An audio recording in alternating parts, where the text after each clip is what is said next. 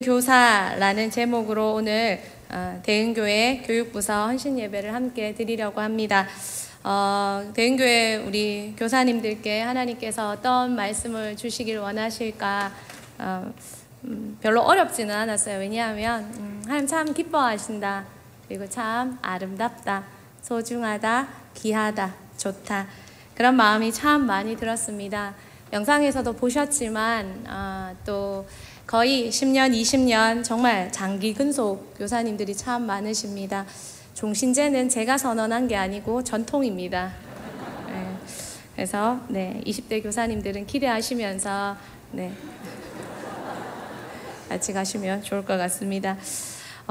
참 할 말이 하나님이 참 많으실 텐데 가장 먼저는 참 수고하고 감사하다 라는 마음이 정말 많이 듭니다. 우리 교사님들 대부분이 썸머스쿨, 윈터스쿨, 제자훈련, 수련회, 주일 예배 사역뿐만 아니라 참 많은 사역을 동참하시며 자신의 시간, 물질, 에너지를 드리고 있습니다.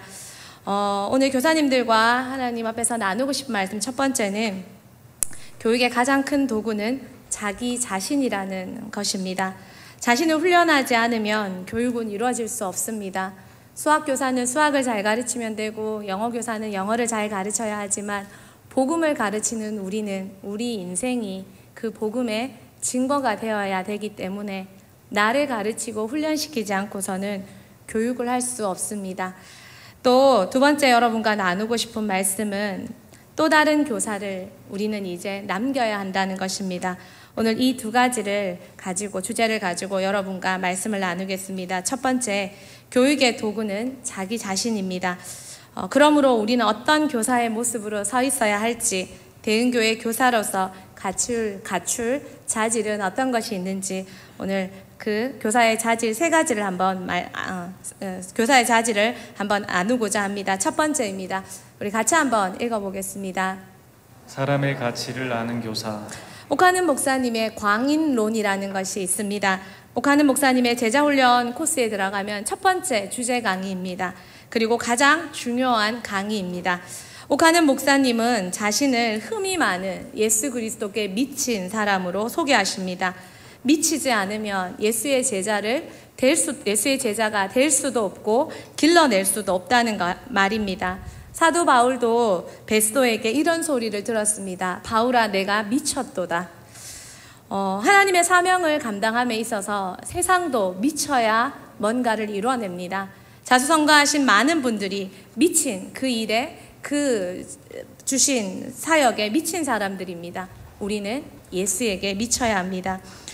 교사는 특별히 하나님이 맡겨주신 영혼에 미쳐야 합니다. 하나님이 내게 하나님의 축복, 보석을 맡기셨습니다. 그것은 바로 영혼입니다. 하나님의 눈을 가진 교사는 그것이 보여야 합니다. 옥하는 목사님은 그 가치를 발견했습니다. 평신도의 가치, 평신도 성도의 가치. 유학을 마치시고 대한민국으로 돌아오셨을 때 정말 대한민국의 많은 좋은 교회들이 목사님께 청빙을 했습니다. 그런데 목사님이 그 청빙을 다 거절하고 6명을 데리고 개척하시면서 이 한 사람의 가치, 이 생명과 성도, 영혼 한 명 한 명의 가치를 세우는 교회를 하나님 앞에 세우고 싶다라는 그 비전으로 교회를 개척했습니다. 그 6명이 지금 세계 최대의 교회, 사랑의 교회가 되었습니다. 대흥교회에 하나님께서 귀한 영혼을 우리 교사님들에게 맡기셨습니다. 대한민국의 많은 교회가 다음 세대가 사라지고 있고 교육부서가 없어지고 있다고 오늘 주보에 목사님께서 잘 실어주셨습니다. 그런데 대흥교회는 다음 세대가 몰려옵니다. 넘쳐납니다. 도와주세요 라고 손 내밉니다. 어떤 선생님의 고백처럼 어쩌면 사마리아의 선한 사마리아인의 도움을 구하는 강도 만난 사람들처럼 많은 기독교 가정들이 자녀 교육을, 복음의 교육을 도와달라고 대흥교회의 문을 두드립니다. 그럴 때 우리는 그 아이들과 그 가정을 바라보며 선한 사마리아인의 마음을 가지고 있어야 합니다. 또한 다음 세대를 바라보는 광인론의 마음을 가지고 있어야 합니다. 주신 영혼에 미쳐야 합니다. 교육부서를 하다 보면 1년 내내 이름으로만 만나는 아이가 있습니다. 분명 내가 맡았던 그 부서 명단에는 있습니다. 그러나 1년 내내 통화 한 번 못하고 카톡을 넣어도 문자를 넣어도 답신 한 번 못 받는 친구들이 있습니다. 하지만 이름으로 만난다 할지라도 기도의 씨앗을 뿌려야 합니다. 카톡에 답신 하나 남긴다 해도 우리는 그 영혼의 끝까지 그 보석을 포기하지 말아야 합니다. 미친다는 것은 전부로 보인다는 것이고 최고로 보인다는 것이고 중요하게 보인다는 것이고 내 전부를 걸 수 있다는 것입니다. 여러분의 영혼 보석으로 보이고 있습니까? 여러분은 한 영혼에 미치셨습니까? 사람의 가치를 아는 것, 대흥교회에도 광인론이 있습니다. 한 영혼의 가치, 그것은 사람을 좋아하고 그 사람들에게 인기가 있고 리더십을 잘 발휘한다는 그런 말이 아닙니다. 그거는 기질, 은사, 취향입니다. 영혼의 가치는 복음을 깨달은 사람들이 하나이 한 사람 한 사람 복음의 가치로 그 사람을 생명을 바라본다는 것입니다. 저는 이 가치를 대흥교회에 와서 배웠습니다. 옥하는 목사님의 광인론이 있지만 대흥교회의 광인론은 실행되고 있습니다.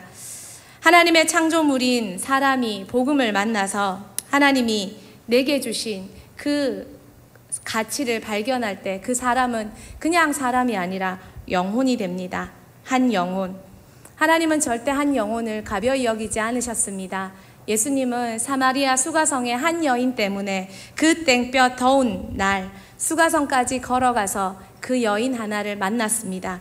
그 여인 한 명이 예수를 발견했을 때 온 성에 뛰어가서 예수 그리스도를 자랑했습니다. 저는 대흥교회의 한 영혼으로 왔습니다. 20명도 채 되지 않은 대학부에 아는 사람이 없었습니다. 대예비가 마치고 교회 점심시간이 되면 저의 고민은 오늘 점심은 누구랑 먹지? 어색하다, 불편하다. 오후 예배까지 어떻게 버티고 있지? 안 뻘쭘한 척 어떻게 하고 있지? 누구랑 대화해야 하지? 이것이 대흥교회에 처음 왔던 저의 고민이었습니다. 몇 주를 그 고민으로 보냈습니다. 교회는 왔지만 오고 나면 예배 시간 내내 예배 마치면 어떻게 뻘쭘하게 있지? 작은 교회의 고충이었습니다. 그래서 나중에 교회에 처음 오신 분들의 그 낯설음, 그것을 참 많이 공감할 수 있었습니다. 그런데 제가 그 고민에서 바뀐 것은 친구가 생겼기 때문이 아니었습니다. 새로운 동기들이 많이 들어와서가 아니었습니다. 하나님을 만나면서 그 고민은 바뀌었습니다. 여전히 낯선 사람들이 있고 낯선 교회였지만 하나님을 만나니까 살아계신 하나님의 성전, 나의 하나님이 계시는 처소, 그토록 찾아 헤매던 하나님을 정말 만나게 해준 감격의 장소가 되었습니다. 그리고 여러분, 모태신앙의 가장 큰 고민이 뭔 줄 압니까? 교회 안 오지도 못합니다. 그런데 찾고 부르짖어도 그 하나님 못 만났습니다. 그때 그 고민, 이 하나님이 가짜면 어떡하지? 안 믿을 수도 없고, 그런데 불러봐도 이름 없는, 대답 없는 이름이 되고, 그때 그 갈등, 두려움, 정말 가짜면 어떡하지? 가짜가 아님을 입증해주는 곳이 대흥교회였습니다. 정말 대흥교회 와서 나의 고민과 인생의 고뇌도 컸지만 어린 시절부터 들은 그 하나님을 만났다는 것이 정말 큰 감격이었습니다.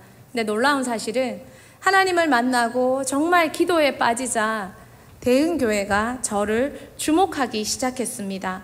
나를 기뻐하기 시작했고 나를 칭찬해 주시기 시작했고 하나둘 기도하는 내 모습 때문에 사람들이 더 말 걸어주기 시작했습니다.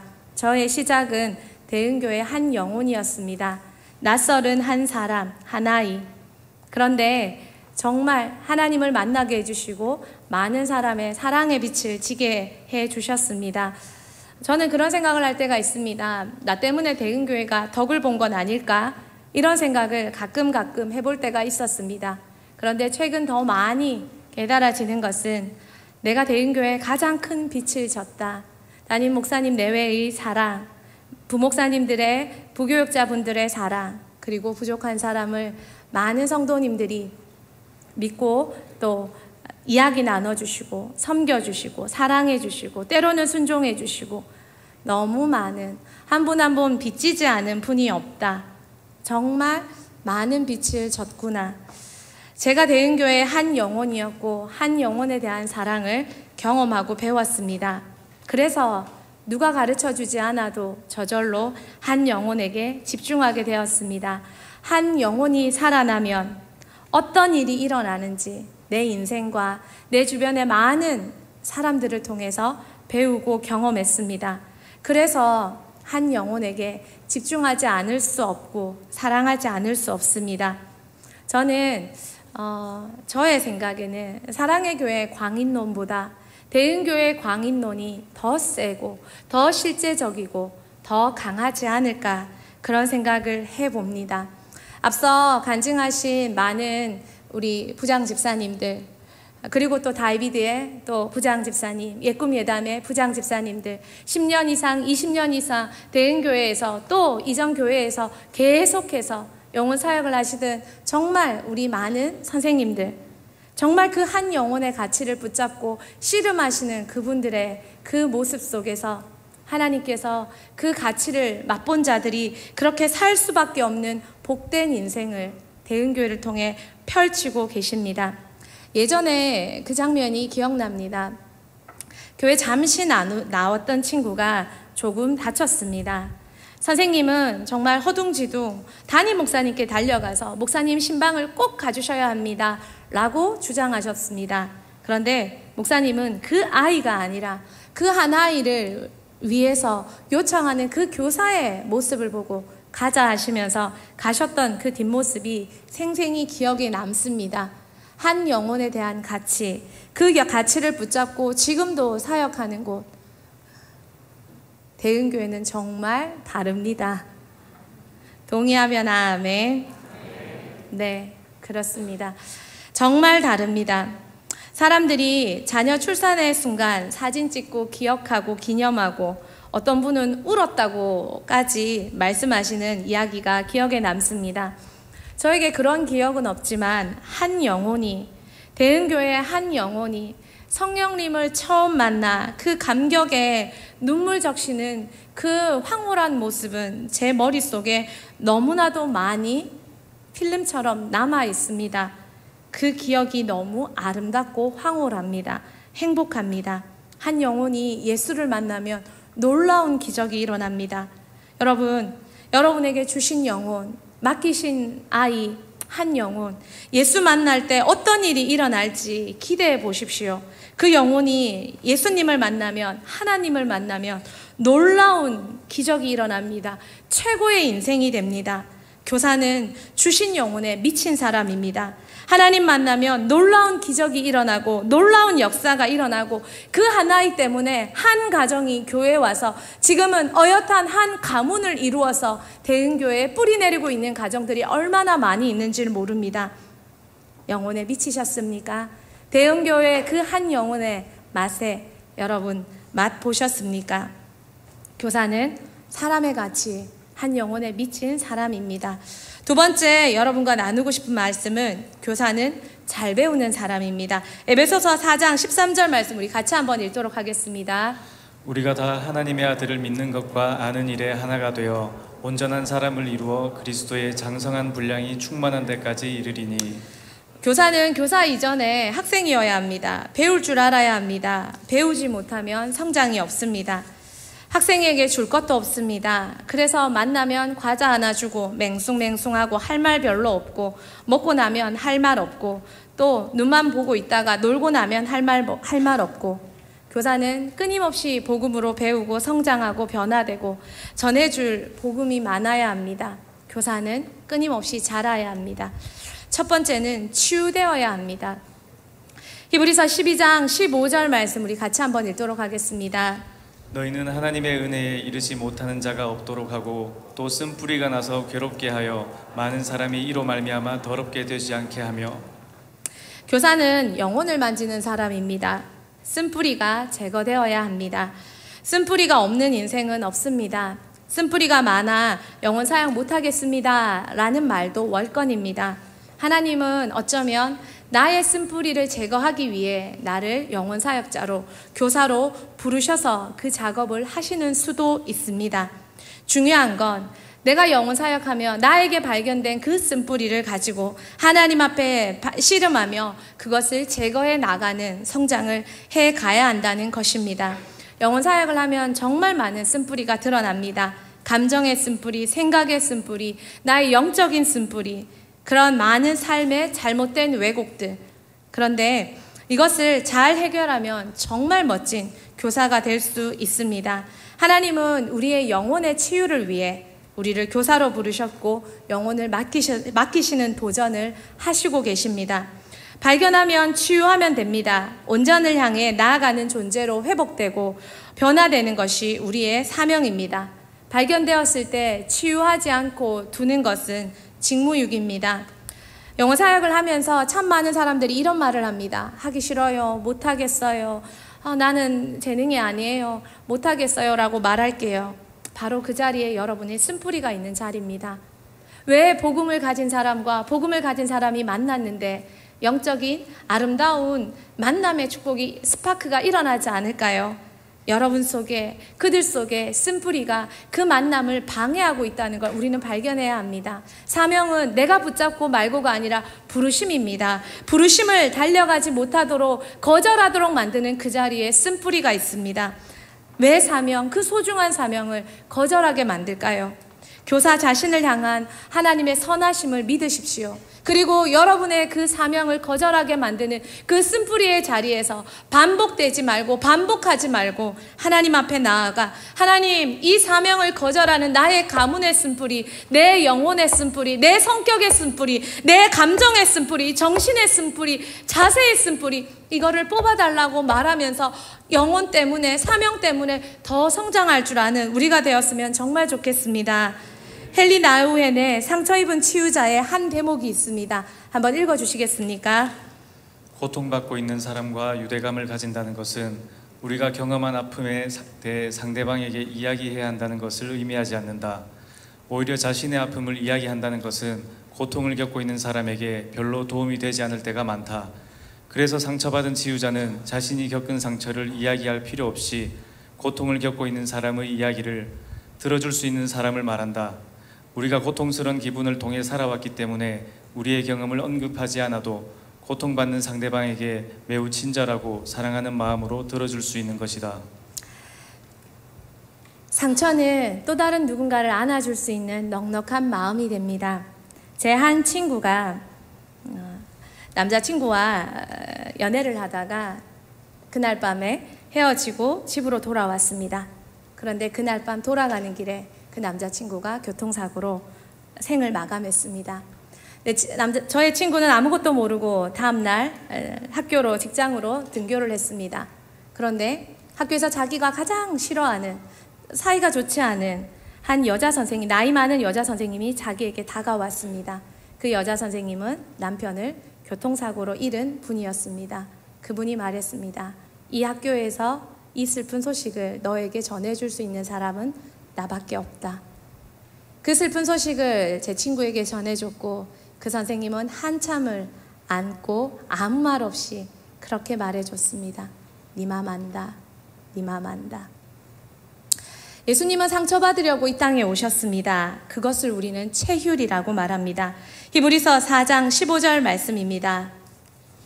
우리에게 있는 대제사장은 우리의 연약함을 동정하지 못하시리가 아니요 모든 일에 우리와 똑같이 시험을 받으시니로되 죄는 없으시니라. 예수님이 이 땅에 오시지 않았으면 그 많은 고진, 상처와 아픔과 고난을 당하시지 않으셔도 좋습니다. 예수님은 예수님 그 자체로 모든 일을 할 수 있는 분이셨습니다. 그러나 예수님은 인간이 되어주셨고 인간으로서의 모든 고통을 겪으셨습니다. 체휼하셨습니다. 그러면서 우리의 모든 고난을 아신다라고 말씀해 주십니다.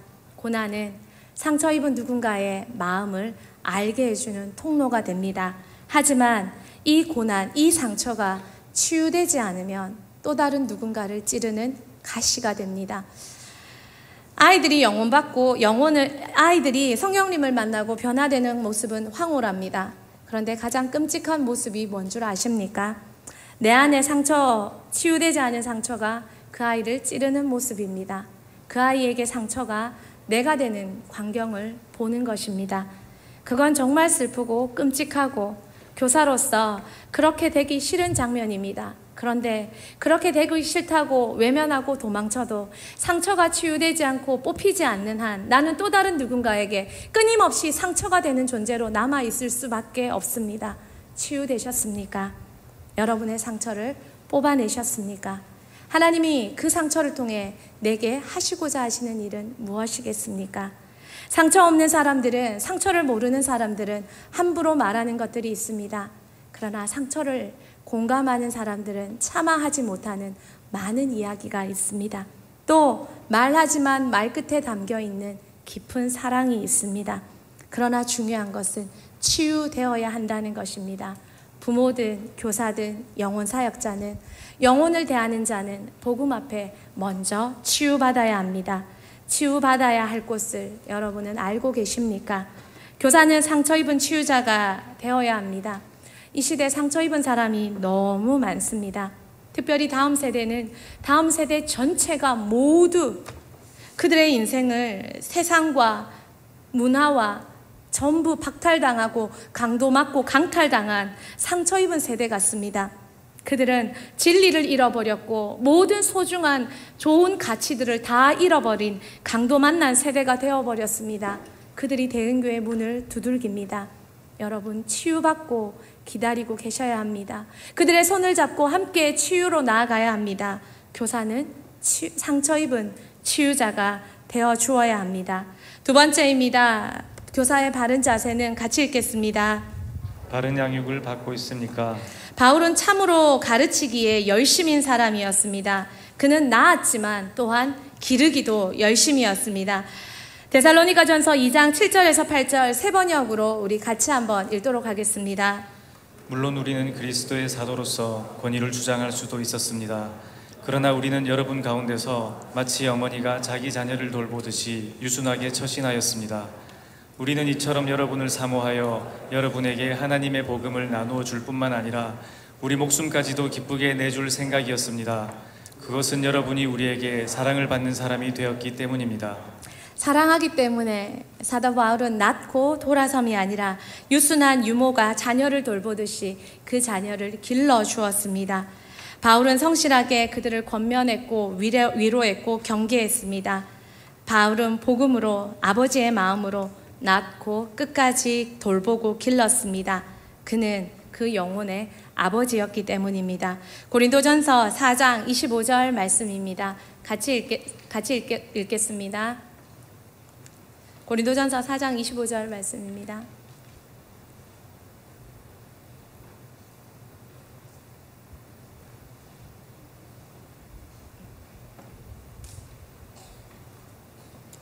넘어갈까요?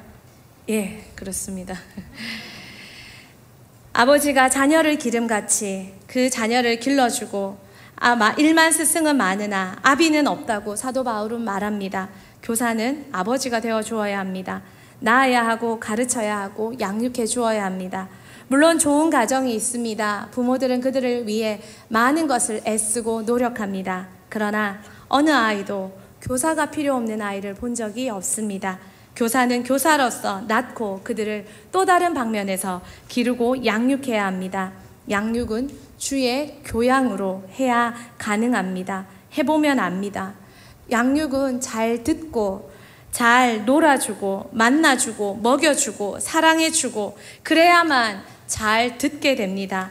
아이들은 마음을 접하지 않고 마음이 닿지 않은데 듣지 않습니다. 나누지 않습니다. 그들에게 자신의 마음을 보여주지 않습니다. 충분한 사랑과 더하여 그들에게 주의 교양과 훈계로 아비의 마음으로 그들의 마음을 열고 그들에게 가르쳐야 합니다. 에베소서 6장 4절에 자녀들아 아비들아 너희 자녀를 노엽게 하지 말고 오직 주의 교양과 훈계로 양육하라.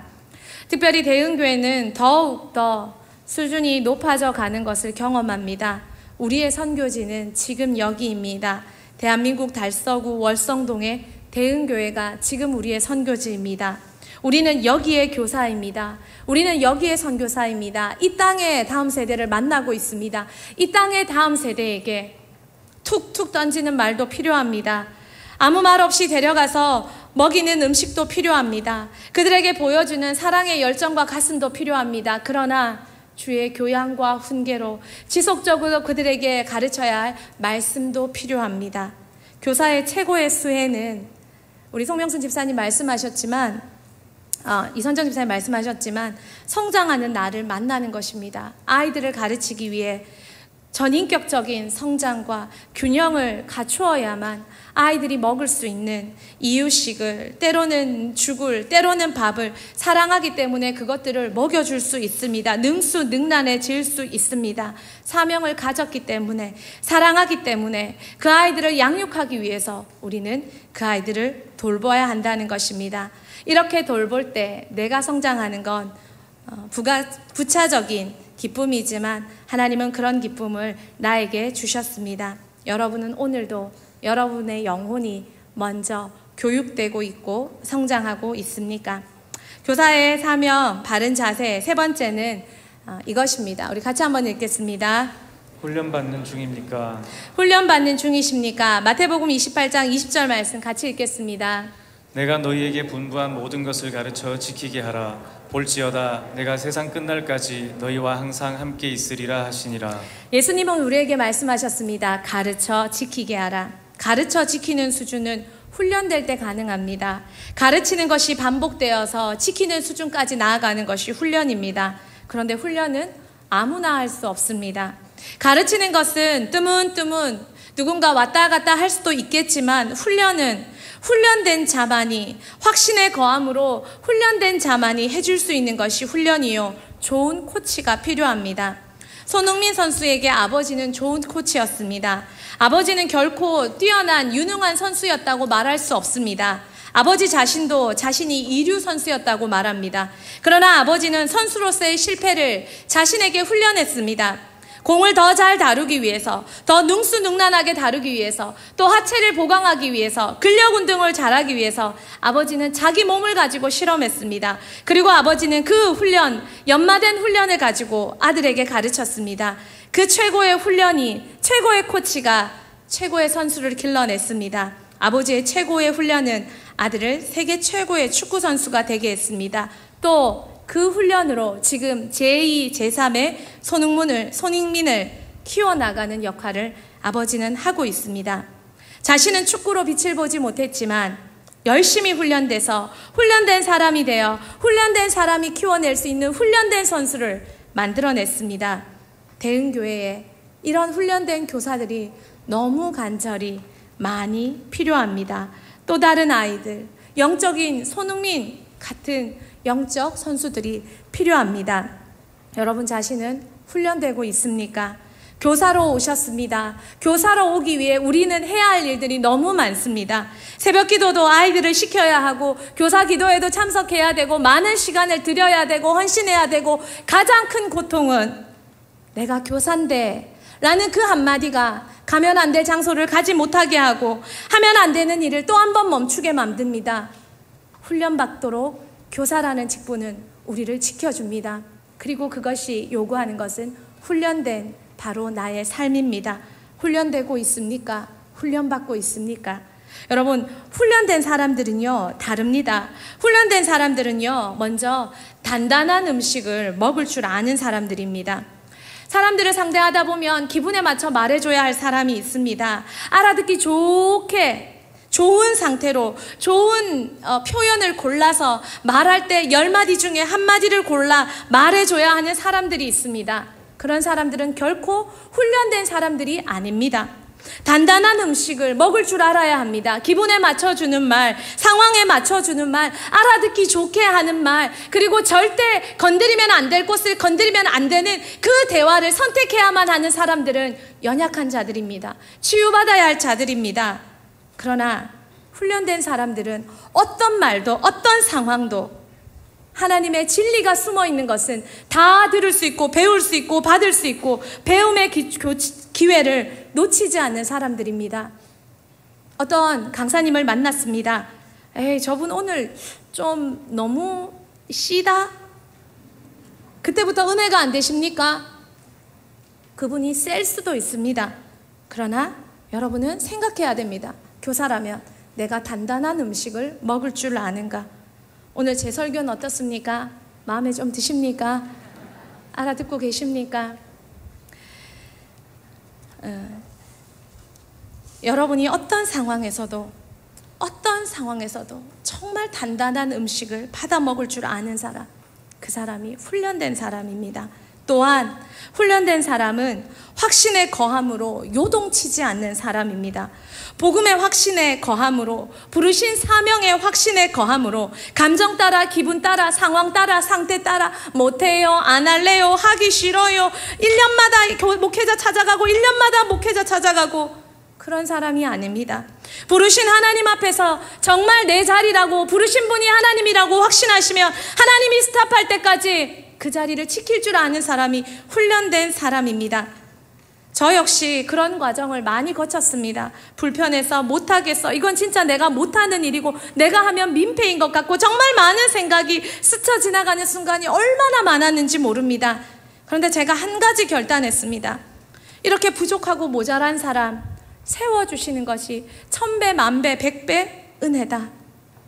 결단코 내 입에서 하지 말아야 될 말, 안 하겠습니다, 못하겠습니다 라는 말은 절대 하지 않으리라.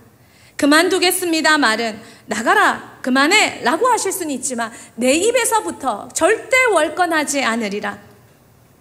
얼마나 많이 혀 깨물고 그 시간 과정들을 참았는지 모릅니다. 때로는 하나님 앞에 정말 많이 하소연할 때도 있었습니다.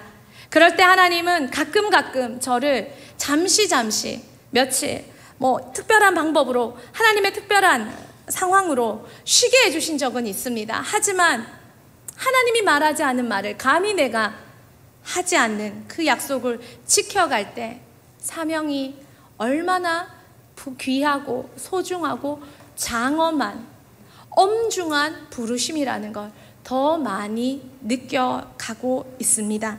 여러분은 사명의 부르심 앞에 확신에 거함으로 요동하지 않는 훈련된 사람의 모습을 갖추고 계십니까? 훈련된 사람들은요, 하나님께서 특별히 믿고 맡기는 사람입니다. 여러분, 친구도 베프가 아니면 자기의 깊은 얘기 안 합니다. 하나님은요, 훈련된 사람에게는요, 당신의 비밀과 당신의 깊은 마음을 나누십니다. 나눌 만한 사람이라고 하나님이 인정하셨기 때문입니다. 남들이 보지 못하는 것을 보게 됩니다. 그리고 하게 됩니다. 왜 그렇습니까? 그곳에 하나님 마음이 있다는 걸 알기 때문입니다. 훈련된 사람들은 자기가 깨닫는 게 아닙니다. 하나님의 마음이 느껴집니다. 그래서 모두가 외면하는 자리에 손 내밀고, 모두가 떠나는 자리에 앉아있고 기다리고 한 번 더 섬길 수 있는 것은 하나님이 내게 보여주신 마음이 있기 때문입니다. 여러분은 훈련된 자가 되어 그 마음을 나눔받고 있습니까? 훈련된 사람은 마지막으로 비밀병기입니다. 훈련된 사람이 많지 않습니다. 그래서 진짜 하나님이 훈련된 사람을 아끼시고 비밀병기처럼 사용합니다. 우리나라 군인사법에 조종 장교는 의무 복무 기간이 있습니다.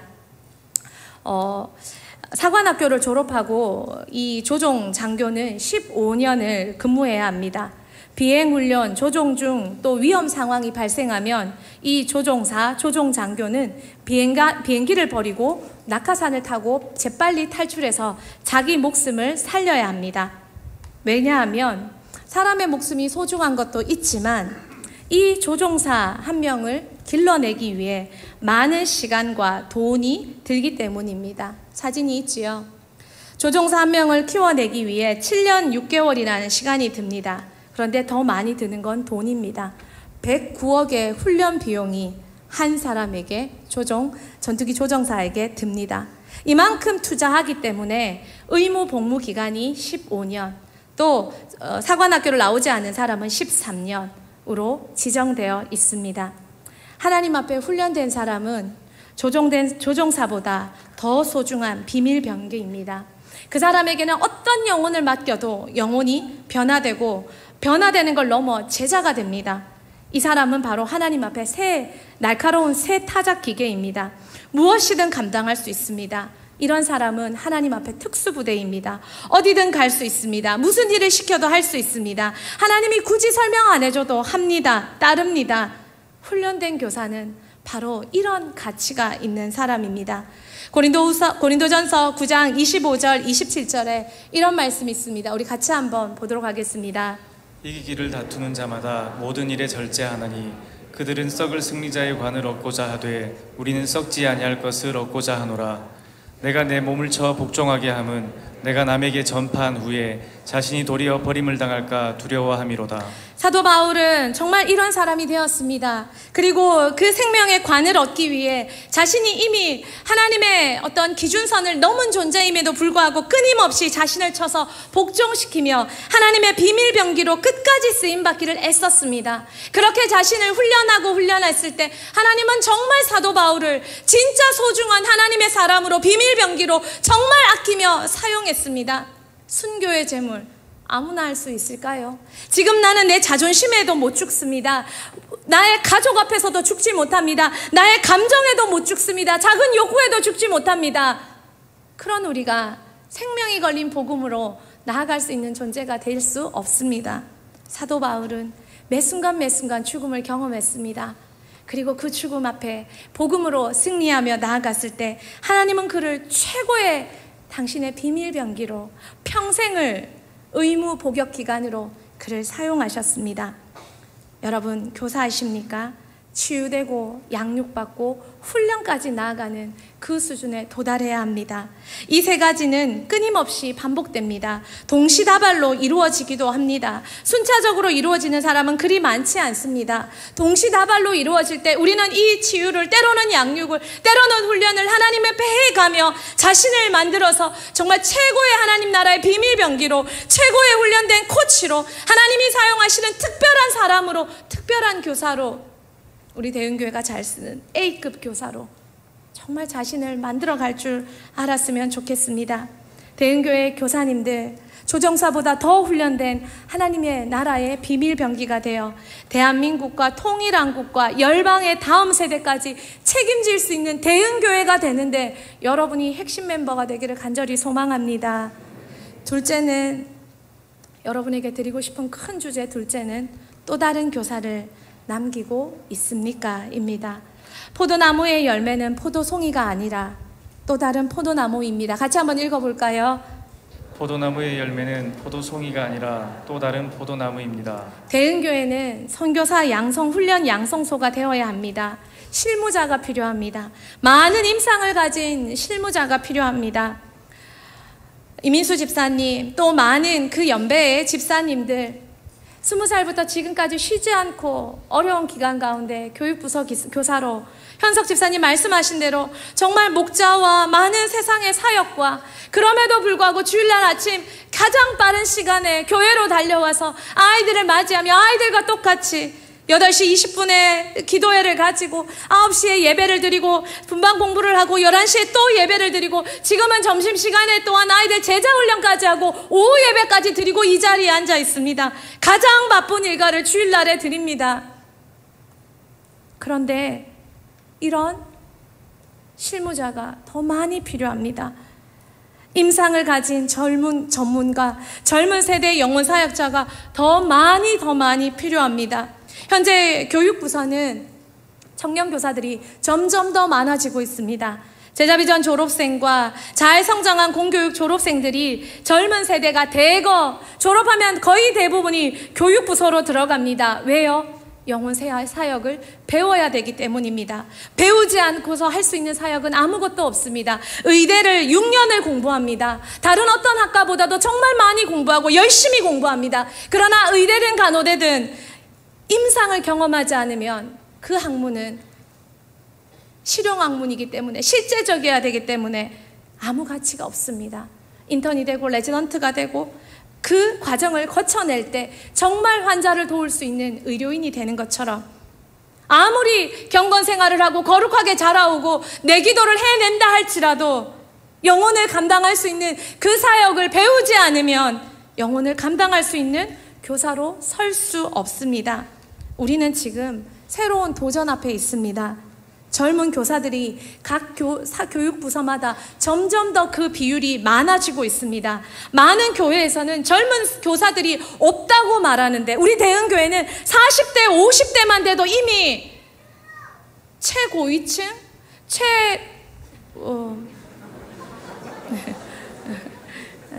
최노년층 교사가 되어버렸습니다. 그리고 모녀교사, 모자교사, 또 부녀교사, 근데 아직 부자교사는 없는 것 같습니다. 있나요? 누가 계시죠? 부자교사는 없죠, 아직. 네. 없죠. 네. 아마 현석 집사님이 대연이가 이제 졸업하면 1호 부자교사가 네, 되시지 않을까 싶은데, 상균 집사님, 박건민 집사님 이제 되면 이렇게, 이민수 집사님 한 20년 기다리면 네, 되실 수도 있고. 네. 네. 우리는 지금 교사들의 정말 사명이 계승되고 있습니다. 그런데 역할은 주어지지만 정말 이 사역을 할 수 있도록, 할 줄 알도록 만들어야 합니다. 앞서 간증하신 대로 교육부서의 20년차, 10년차 이상의 정말 귀한 예꿈 예담의 정말 귀한 교사님들, 다이비드의 귀한 교사님들 너무 많이 계십니다. 이분들의 그 사역의 노하우들을, 또 그 사역의 이야기들을, 그 열정들을 가르치기 위해서 옥자 집사님이 권유하셔서 교사세를 하고 있습니다. 제 제안이 아닙니다. 옥자 집사님이 권유하셔서 교사세를 하고 있습니다. 사역의 계승을 위해. 계승되고 있습니까? 배워야 합니다. 세워야 합니다. 가르쳐야 합니다. 그래서 정말 사역과 신앙이 계승되는 교육부서로 만들어 가야 합니다. 더 많은 다음 세대 젊은 사역자들이 필요합니다. 교육부서는 이 사명을 감당해야 합니다. 대한민국은 어머니들과 아버지들의 기도가 있었습니다. 사진이 있죠. 이 기도로 정말 대한민국이 부흥과 성공과 발전을 이루어냈습니다.